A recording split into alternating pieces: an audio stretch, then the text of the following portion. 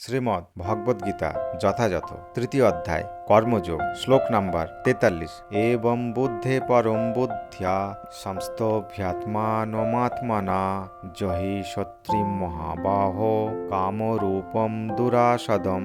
শব্দার্থ এবং এভাবে বুদ্ধে বুদ্ধির পরম পরতর বুদ্ধিয়া জেনে সংস্তত্তভ্য স্থির করে আত্মানা নিশ্চয়াত্মিকা বুদ্ধির দ্বারা জহি জয় করে শত্রুম শত্রুকে মহাবাহ হে মহাবীর কামরূপম কামরূপ দুরাসদম দুর্জয়। অনুবাদ: হে মহাবীর অর্জুন, নিজেকে জড় ইন্দ্রিয় মন ও বুদ্ধির অতীত জেনে নিশ্চয় আত্মিকা বুদ্ধির দ্বারা মনকে স্থির করো এবং এভাবে চিৎ শক্তির দ্বারা কামরূপ দুর্জয় শত্রুকে জয় করো। তাৎপর্য: ভগবদ্গীতার এই তৃতীয় অধ্যায় আমাদের স্বরূপ যে পরম পুরুষোত্তম ভগবানের নিত্যকালের দাস সেই সত্য উপলব্ধি করতে পেরে ভগবানের সেবায় নিয়োজিত হওয়ার নির্দেশ দেওয়া হয়েছে। এই অধ্যায়ে ভগবান বিশদভাবে বুঝিয়ে দিয়েছেন যে নির্বিশেষ ব্রহ্মে লীন হওয়া জীবনের চরম উদ্দেশ্য নয়। জড়জীবনে আমরা স্বাভাবিকভাবে কাম প্রবৃত্তি ও জড়া প্রকৃতিকে ভোগ করবার প্রবৃত্তির দ্বারা প্রলোভিত হই, কিন্তু জড়া প্রকৃতির উপর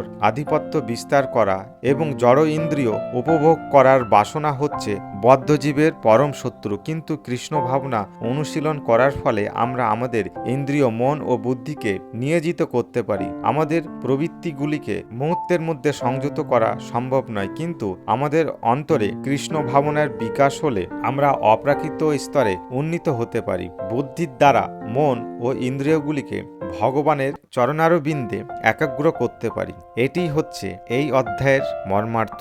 জড়জীবনের অপরিণত অবস্থায় নানা রকম দার্শনিক জল্পনা কল্পনা এবং তথাকথিত যৌগিক ক্রিয়ার মাধ্যমে ইন্দ্রিয় সংযমের প্রচেষ্টার দ্বারা আমরা অপ্রাকৃত স্তরে উন্নীত হওয়ার যতই চেষ্টা করি না কেন, পারমার্থিক জীবনের অগ্রগতির ক্ষেত্রে সেই সমস্ত প্রচেষ্টা ব্যর্থ হবে। উন্নত বুদ্ধিযোগের দ্বারা কৃষ্ণ ভাবনার অমৃত লাভ করলে পারমার্থিক উদ্দেশ্য সাধিত হবে।